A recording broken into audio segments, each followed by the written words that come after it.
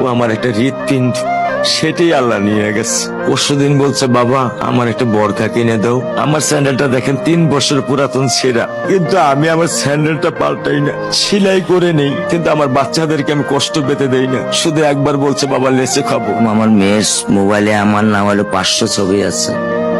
আমি এখনো সাহস পাইনি আমার মেয়ের একটা ছবি বের করে দেখতে। আমার সে সাহস নাই। আমি সেই সাহস হারায় ফেলছি, কারণ ও আমার ছিল হৃৎপিণ্ড। ওর জীবনে এমন কোনো চাওয়া নাই যেটা আমি পূরণ করি নাই। পরশুদিন বলছে, বাবা আমার একটা বরখা কিনে দাও। আমার চাচতো ভাই বললো, ভাই ইসলামপুর থেকে 300-400 টাকা পাওয়া যায়। আমি সাথে সাথে নিউ মার্কেট থেকে আমি 1000 টাকা দিয়ে আমার মেয়েকে বরখা এনে দিচ্ছি। আমি দরিদ্র, ভাঙা বাসায় থাকি।